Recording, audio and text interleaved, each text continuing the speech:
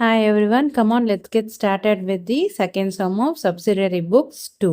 So நம்ம already last வீடியோவில் நம்ம என்ன பார்த்தோம், சப்சிடரி புக் 2ல வந்து சிங்கிள் காலமில் ஃபர்ஸ்ட் சம் பார்த்தோம். இப்போ அதே மாதிரி சிங்கிள் காலமில் செகண்ட் சம் பார்க்க போகிறோம். ஓகேவா?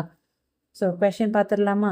Enter the following transaction in a single column cash book of Ramalingam for month of July 2017. So இதுவுமே வந்து ஒவ்வொரு டிரான்சாக்ஷன்ஸ் கொடுத்துட்டாங்க. அதை பேஸ் பண்ணி நம்ம இப்போ என்ன பண்ணணும், ஜேர்னல் என்ட்ரியை வந்து பேஸாக வச்சு லெட்ஜரில் எப்படி போஸ்ட் பண்ணுவோமோ அதே மாதிரியே பண்ண போகிறோம். ஓகேவா? நான் ஆல்ரெடி ஃபஸ்ட்டு சம்மில் உங்களுக்கு வந்து கான்செப்ட் சொல்லியிருக்கேன். இப்போ செகண்ட் சம்லையும் அதையே நம்ம வந்து ரிப்பீட் பண்ணலாம். ஓகேவா? So July 1 cash in hand. So cash in hand already நம்மக்கிட்ட கேஷ் இருக்குது பிஸ்னஸில். அப்போ நம்ம அதை என்ன பண்ணணும், லாஸ்ட் மந்தில் இருக்கிறத இந்த மந்த்துக்கு ப்ராட் டவுன் பண்ணணும். எஸ். ஸோ நம்ம என்ன பண்ணலாம், டு பேலன்ஸ் ப்ராட் டவுன் 32,000 எழுதியாச்சு. நம்ம அதுக்கு முன்னாடி நம்ம என்ன பண்ணிக்கலாம், சப்சிடரி புக்ஸ் அந்த 2ல வந்து சிங்கிள் காலமுக்கு ஒரு ஃபார்மேட் சொல்லியிருந்தாலும் அதெல்லாம் எழுதிக்கோங்க. ஓகேவா? ஸோ எப்பயுமே கிரெடிட் சைடில் என்ன எழுதணும், date, payment, voucher number, LF and rupees. So voucher number and ledger folio வந்து நம்ம ஷார்ட் ஃபார்மாகவே எழுதிக்கலாம். அதே மாதிரி டெபிட் சைடில் date, receipt number, ledger folio, amount. Receipt நம்பரும் லெட்ஜர் ஃபோலியோவும் நம்ம ஷார்ட் ஃபார்மாகவே எழுதிக்கலாம். ஓகேவா? ஸோ நெக்ஸ்ட் ஒன் வந்து next transaction on 5th July received from Keerthana. So வந்து ரிசீவ்ட் ஃப்ரம் கீர்த்தனானா கேஷை தான் மீன் பண்ணுறாங்க. இப்போ நம்ம என்ன அதுக்கு டிரான்சாக்ஷன் பார்ப்போம், கேஷ் அக்கௌண்ட் எட்டா டு கீர்த்தனா அக்கௌண்ட் பார்ப்போம் இல்லையா? ஸோ கேஷ் அக்கௌண்ட் எட்டா டு கீர்த்தனா அக்கௌண்ட் 5,000 எழுதியாச்சா? அடுத்தது paid packing charges in cash எவ்வளவு, 300. ஸோ இப்போ என்ன பண்ணலாம், அதுக்கு என்ட்ரி பேக்கிங் சார்ஜஸ் அக்கௌண்ட் எட்டா டு கேஷ் அக்கௌண்ட் தான் நம்ம. ஸோ நம்ம என்ன பண்ணலாம், பை பேக்கிங் சார்ஜஸ் அக்கௌண்ட் 300ன்னு எழுதிக்கலாம். அடுத்தது என்னது, on 7th cash purchase. So இதுக்கு என்னம்மா என்ட்ரிக்கு, கேஷ் பர்ச்சேஸ்க்கு பர்ச்சேஸ் அக்கௌண்ட் எட்டா டு கேஷ் அக்கௌண்ட். கரெக்டாக? ஸோ பர்ச்சேஸ் அக்கௌண்ட் எட்டா to cash account by purchase 12,400 எழுதியாச்சு. அடுத்தது on 8th July sold goods for cash எவ்வளவு, 2,600. ஸோ இப்போ இதுக்கு என்னம்மா என்ட்ரி எழுதுவோம், நம்ம கேஷ் அக்கௌண்ட் எட்டா டு சேல்ஸ் அக்கௌண்ட் எழுதுவோம் இல்லையா? ஸோ அதே மாதிரி கேஷ் அக்கௌண்ட் எட்டா டு சேல்ஸ் அக்கௌண்ட் 2,600. அடுத்தது என்னது, on 10th paid salary to manager in cash எவ்வளவு, 7,000. ஸோ பெய்டு சேலரிக்கு நம்ம என்னமா எழுதுவோம், சேலரி அக்கௌண்ட் எட்டா டு கேஷ் அக்கௌண்ட் எழுதுவோம் இல்லையா? ஸோ பை சேலரி அக்கௌண்ட் எட்டா டு கேஷ் அக்கௌண்ட், சேலரியோட அமௌண்ட் எவ்வளவு, 7,000 எழுதியாச்சு. அடுத்தது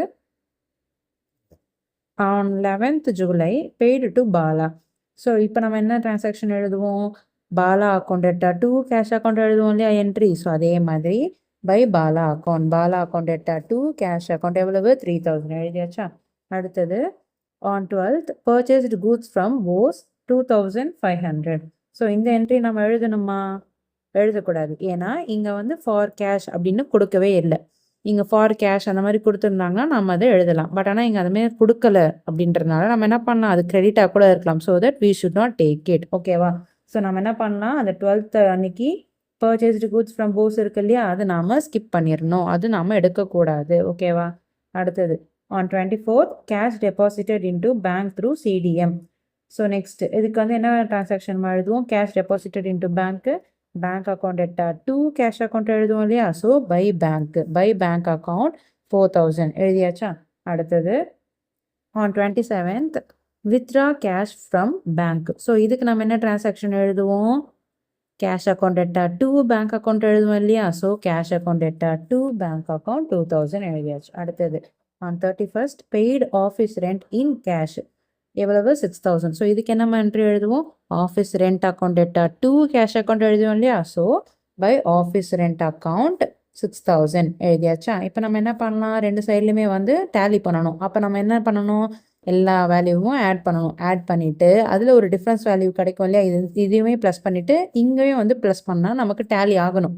அப்படி ஆகாத போது நம்ம என்ன பண்ணுவோம், டிஃப்ரென்ஸ் வேல்யூவை கேரி டவுன் பண்ணுவோம். ஸோ அதே மாதிரி இங்கே 32,000, 5,000, 37,000, 39,600.